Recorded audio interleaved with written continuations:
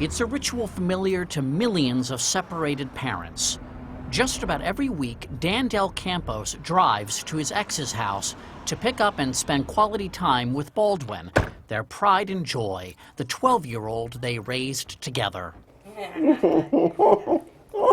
Have fun with Daddy, okay? You'll be a good boy? That's right, Baldwin is a dog. Del Campos and Susan Hartzler had been together 8 years when the Hungarian Puli came into their lives. All right, Bob, I'm rough. They never stopped loving Baldwin, even as they fell out of love with each other. You could tell he always wanted us to get along. Like he'd look at us and kind of try to herd us back together. But it was not to be. It's like with kids. Sometimes it's better if they split than to put the kids under emotional pressure. Do you think the problems that the two of you were experiencing were starting to affect Baldwin? Definitely. Absolutely. How so? I think animals internalize things. I think they're a lot more sensitive than people think. Do you want to see the kids? There they are. Hi. There's little doubt Baldwin is empathetic. Good boy. When he's not at either of his homes, he works with kids as a therapy dog in LA County USC Hospital's pediatric wing. Love bites on the first date? Julia is 19 years old. He's staying. He's staying. Hi, you want to stay? Come on, let's go. The quandary for Susan and Dan, how to leave each other without either leaving Baldwin. The solution? Shared custody. Baldwin lives with Susan, Dan gets visitation. Did you sit Baldwin down and talk to him once you decided to separate? I always do, yeah. I talk to my animals. Dan, were you there? Oh, yeah. Well, what did you say? I would just say, like, I'll always be around. Don't worry. It's not forever. I'm going to be seeing you. We're going to be having fun. And he would just get this look like he kind of understood what was going on. And on his level, I believe he did. So it was a family discussion. Mm-hmm. Baldwin is one lucky dog. Pet custody battles with lawyers are up 23% in the last decade. These aren't just dog fights. The fur is flying over felines, horses, even parrots. It's all catnip to the Hollywood press. Anne Heche in court for her cat. Drew Barrymore litigating for her dog. And remember War of the Roses? Boy, the bitty boy. Oliver, if you don't get out of here now, you have no idea how far I'll go. Nobody who makes pate this good can be all bad. That depends on what the pate is made of.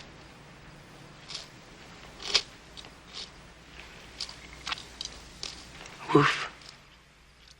People will kill the pet rather than have the spouse get it. Are you serious? I've had one case where they put a kitten in a dishwasher. Another New York City divorce lawyer Raoul Felder.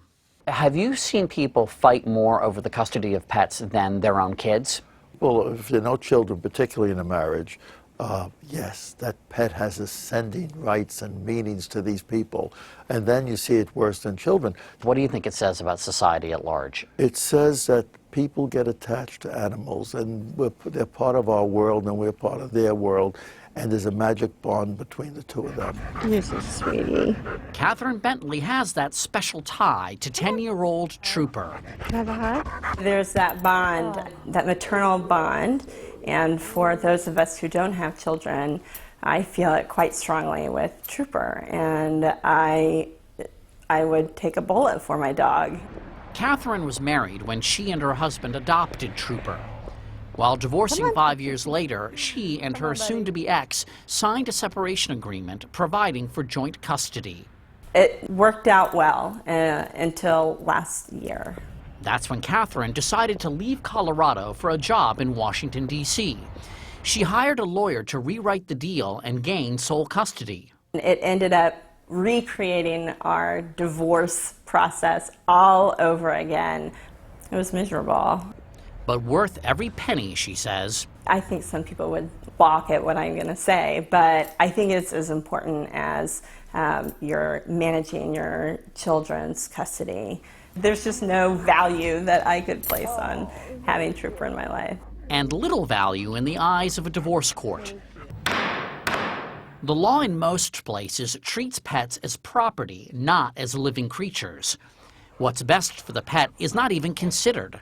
Come on. Animal advocates like New Jersey dog trainer Bob Brandow want that changed. This is an emotional creature that's part of my life. To treat him like he's a table or a lamp or a set of golf clubs or whatever, it's ridiculous. The animal is an animal. It's an individual. It has a personality. But even in the happiest of breakups, sadness lingers. Are there moments where you feel a little guilt and you feel like a deadbeat dad? Just when he drives away, like if I drop him off or she drives away and he's giving me that look. I'm really attached to this dog, so when he gets him, it is really hard for me. But not as hard as it could have been. So in a way, do you think that he's sort of getting the best of both worlds? I think so. In this case, I definitely think he I is, think yeah. all three of us are getting the best of both worlds. Want an ice cream cone?